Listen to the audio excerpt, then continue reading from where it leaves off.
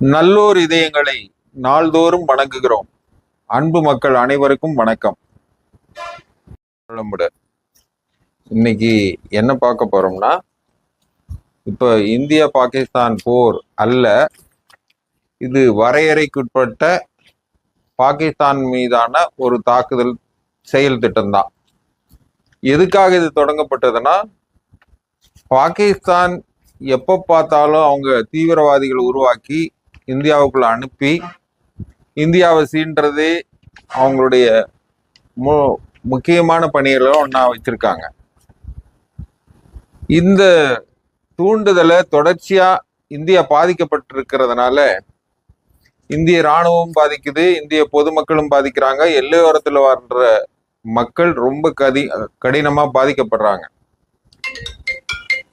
இந்த தாக்குதலுக்கான காரணங்கள் என்ன அப்படிங்கிறத பத்தி நம்ம முதல் வீடியோலயே நிறைய சொல்லியிருந்தோம். இப்ப இந்த தாக்குதல் அல்லது இந்த போர் நின்றுச்சா அல்லது தொடர்ந்து நடக்குதாங்கிறது பொதுமக்களுக்கு பலருக்கும் விடை தெரியாத கேள்வியா இருக்கு. உண்மையாகவே அந்த தாக்குதல் திட்டம் இப்போதைக்கு தற்காலிகமாக நிறுத்தி வைக்கப்பட்டுள்ளது. இந்த தாக்குதல்ல எந்த அளவுக்கு நாம வெற்றி அடைஞ்சிருக்கிறோம் அல்லது பாகிஸ்தான் எப்படி பாதிக்கப்பட்டிருக்குதுங்கிறது ஒரு முக்கிய செய்தி. இந்தியா பாகிஸ்தானில் உள்ள 11 ஏர்பேஸ்களை, முக்கியமான விமான நிலையங்களை தாக்கி தகர்த்து இருக்கிறது. அதனுடைய ஓடு பாதைகளை எல்லாம் சேதப்படுத்தி இருக்கிறது.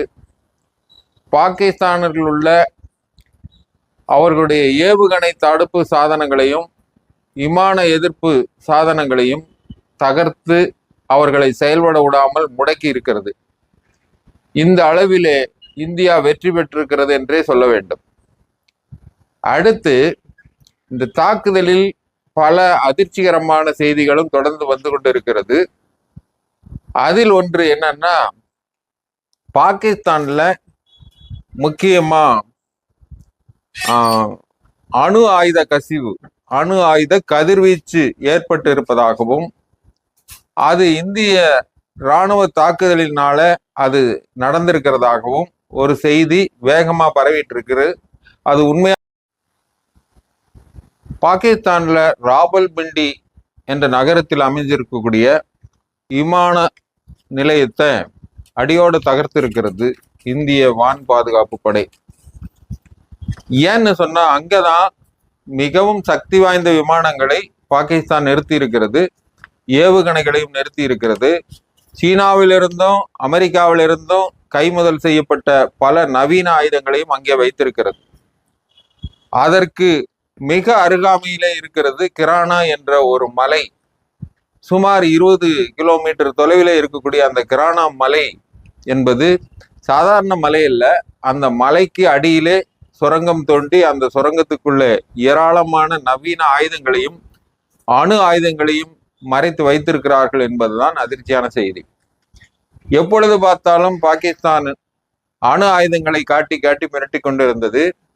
அந்த அணு ஆயுதங்களை பயன்படுத்த முடியாத அளவிற்கு இந்தியா தாக்குதல் நடத்தி விட்டதாக அதிர்ச்சியான செய்தி வந்திருக்கிறது. அது எப்படி என்றால், மலை அடிவாரத்திலே சுரங்கத்துக்குள்ளே வைக்கப்பட்டிருக்கக்கூடிய அணு ஆயுதங்களை அது அந்த சுரங்கத்தின் வழியாக வெளியேறி வருவதற்கு இருக்கக்கூடிய பாதை மீது இந்திய இராணுவம் தாக்குதல் நடத்தி இருக்கிறது.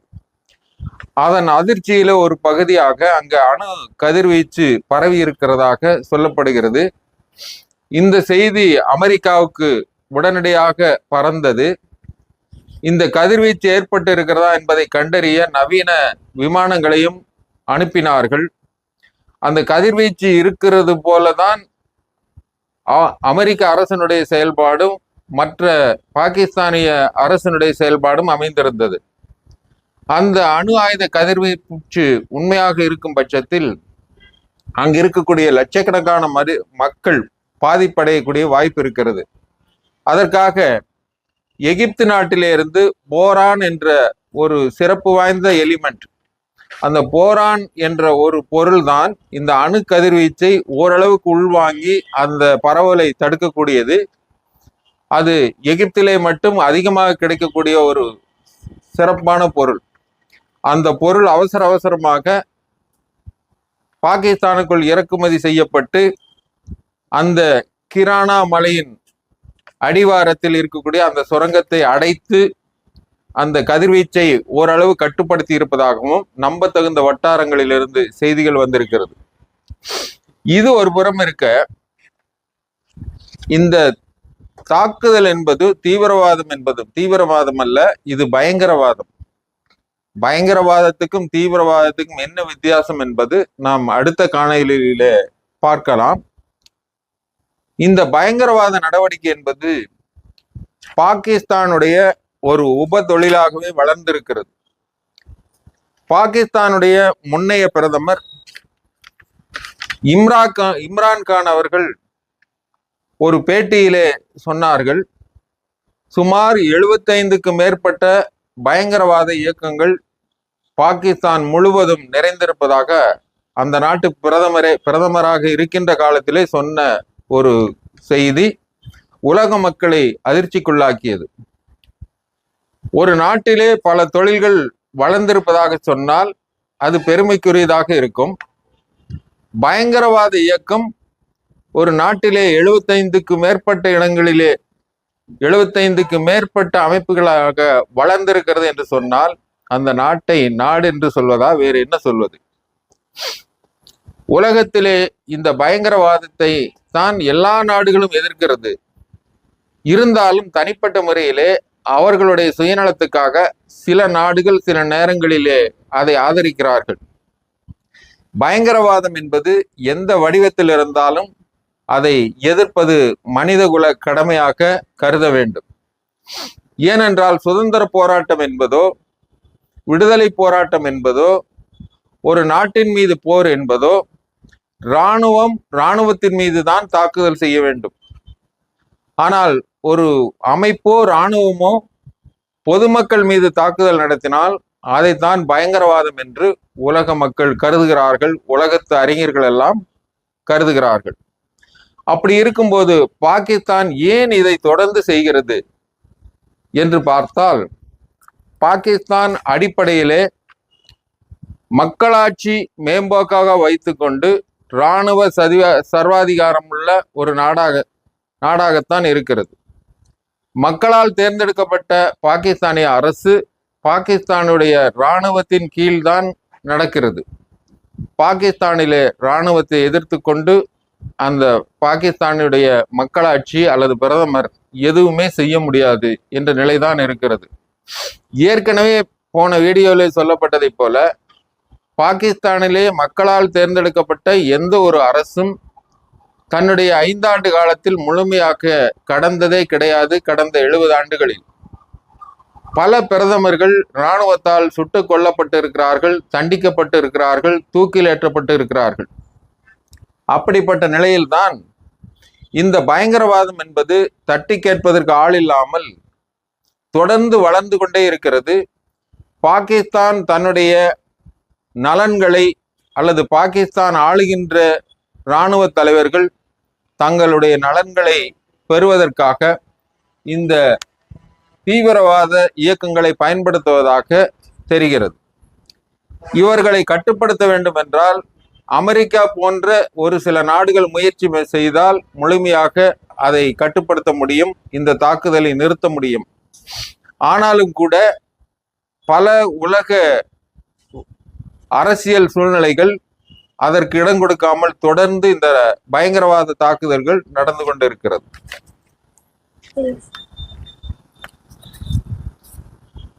இந்த வரையறுக்கப்பட்ட தாக்குதலில் பாகிஸ்தானானது தன்னுடைய நவீன ரக போர் விமானங்கள் பலதை இழந்திருக்கிறார்கள், பல நூறு ஏவுகணைகளை இழந்திருக்கிறார்கள், ஒரு பெரிய அணு ஆயுத நிலையம் செயலற்று இருக்கிறது.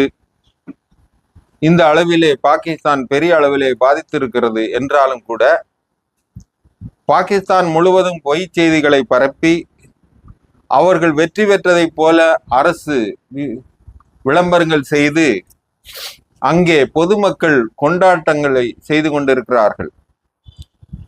உண்மையில் பாகிஸ்தானானது ஏன் அப்படி செய்கிறது என்றால், அவர்கள் முழு அளவிலே இந்த பயங்கரவாத ஊக்குவித்தலை நிறுத்துவதற்காக அல்ல, அந்த பயங்கரவாதிகள் தொடர்ந்து ஊக்குவிக்கப்பட்டு கொண்டேதான் இருப்பார்கள். ஹிஸ்புல் முஜாஹிதீன், லஷ்கர்-இ தொய்பா போன்ற முக்கியமான 3 பயங்கரவாத இயக்கங்களை அதனுடைய அடிமடியிலேயே சிதைத்து விட்டிருக்கிறது இந்திய ராணுவம்.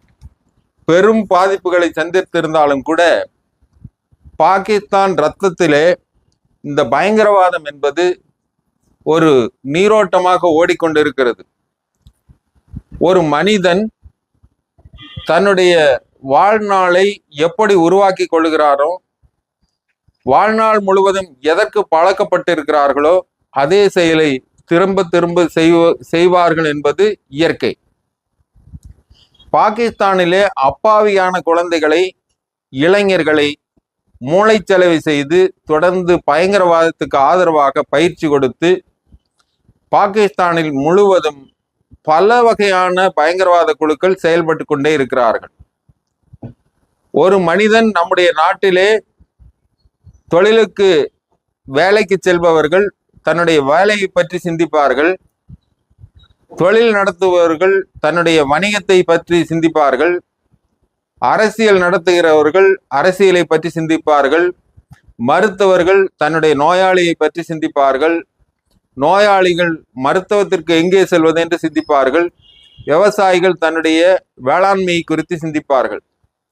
ஆனால் பாகிஸ்தானிலே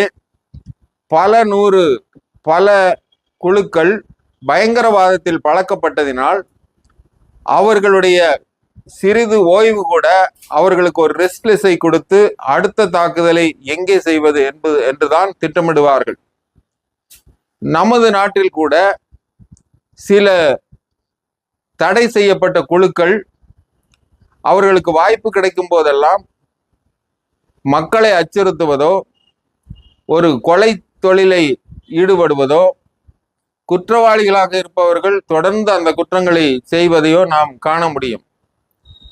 ஆனால் பாகிஸ்தானிலே அது ஒரு பண்பாடாக, கலாச்சாரமாகவே உருவாகி இருக்கிறது. பாகிஸ்தானிலே ஒரு 30க்கு மேற்பட்ட இஸ்லாமிய நாடுகள் உலகத்தில் இருந்தாலும் கூட பாகிஸ்தானிலே மட்டும்தான், ஒரே ஒரு இஸ்லாமிய நாட்டில் மட்டும்தான் அணு ஆயுதம் இருக்கிறது.